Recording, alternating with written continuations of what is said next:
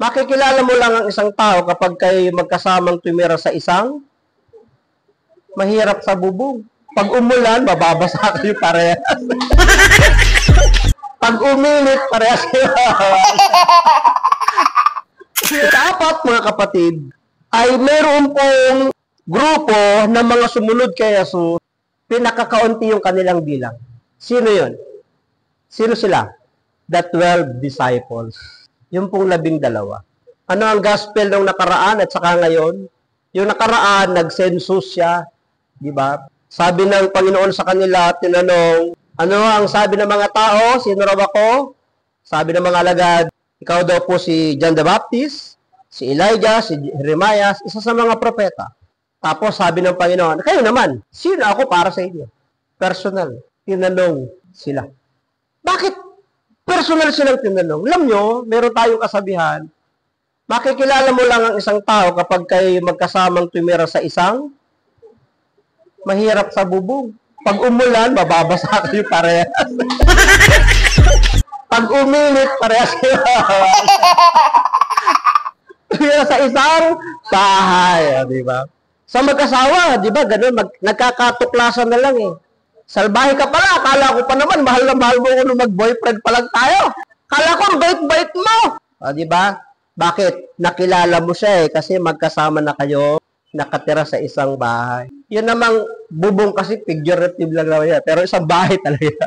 Si Jesus, kaya tinanong niya ang kanyang mga alagad, kasi sila, palaging kasama araw-araw. Nasasaksihan nila yung ginagawa ni Jesus. Kaya nga, sino ba ang nakakaalam ng lihim natin? E di yung matalik na kaibigan. Wala daw tao na nakapagtago ng kanyang lihim. At walang tao na hindi nagkwekwento ng lihim niya. Palaging may kinekwentuhan yan, kahit isa, dalawa. Kaya pag yan ay naging kalaban mo, kaaway mo, yan din yung nagiging public enemy number 1 mo. Di ba? Kaya nga daw pagkaibigan, huwag inaaway.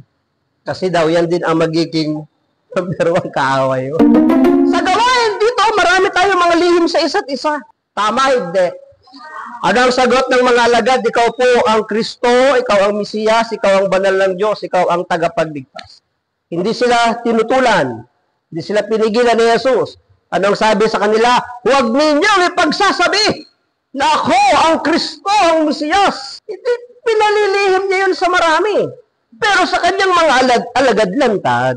Bakit? Kasi malapit na siyang umalis. Yung kanyang pag-alis, dapat malaman niya talaga kung ano ang pagkakilala sa kanya ng kanyang mga alagad. Nang makita niya at marinig niya kung ano ang pagkakilala sa kanya ng kanyang mga alagad, panatag na siyang babalik sa kanyang ama.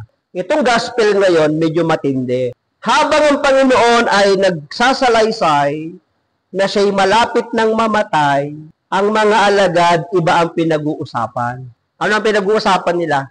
Kung sino ang dakila. Si Jesus, alam niya na yung kanyang nalalapit na kamatayan. Nagkwekwento siya sa kanyang mga alagad. Niwala man lang simpatya sa kanya. Ang mga alagad busy kung sino upo sa kaliwa at sa kanan. Kung sino dakila. Diba? Kaya, ang Panginoon pinagsabihan sila, kung gusto niyo maging dakila, kumuha siya ng bata, tularan niyo ang bata. Ang gustong mauna, magpahuli. Yung nahuhuli, yun ang nauuna. Mga kapatid, ito po yung pinakakaunti. Pero sa kanila ng lahat ng marami nilang kapintasan, mapapansin po ninyo, sila'y tinawag ng Panginoon, hindi dahil sa kanilang personal na interest. Tinawag sila ng Panginoon, hindi dahil may utang na loob sila. Sa 12 alagad, wala pong tinawag sa kanila na may personal interest. Maliban na lang kay Judas. Kasi si Judas, hindi po ninyo mababasa na siya ay tinawag ng Panginoon eh. By tradition, si Judas po ay wine seller. Nagninegosyo siya, ang tinda niya ay alak. Kaya magaling siya sa kwentahan. Ano ang ginawa ng Panginoon sa kanya? Saan siya nilagay na pwesto? Saan nilagay si Judas? Tagahawak ng collection. Siya may hawak ng pera ng lahat ng grupo. Ngayon, si Judas, ano ang naging gampanin niya? Tagahawak at nagbenta kay. Pero sa 11, makikita natin na ang kanilang pagsunod sa Panginoon, hindi dahil may personal na interest, hindi dahil sa sila tumatanaw ng utang na loob, hindi dahil sa sila mga makasalanan ng isa sa kanila, ay nasa puro ng egos na naghihintay ng paghahari ng Diyos. Kaya lang tawag sa kanya, sabi ng Panginoon nang tawagin siya ni Andres, Nathanael, bago ka patawagin ng iyong kapatid, nakita na kita sa ilalim ng puno ng egos na naghihintay sa paghahari ng Diyos. Nagulat si Nathanael Paano niya nalaman? Magkasama naman sila ng kanyang kapatid.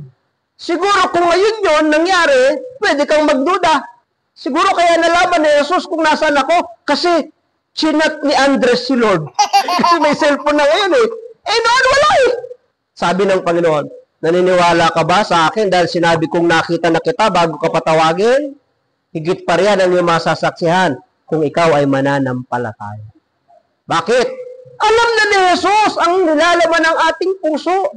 Kahit hindi niya natanungin kung sino yung taong yan at may magsabi kung sino yun. Tayo, minsan tinatanong pa natin sino yung preacher? Anong pangalan ng preacher? Taga saan yun? Tinatanong pa natin Si Jesus hindi. Makita ka pa lang, kahit walang magkwento sa kanya, alam na. Kasi alam niya yung nilalaman ng ating puso at kalooban. At hindi lang noon yun, hanggang ngayon yun. Bago pa lamang tayo pumunta sa gawain para maglingkod, bago pa lang kayo nagpunta dito para mag-recollection, alam na ng ating Panginoon kung ano yung ating pangailangan.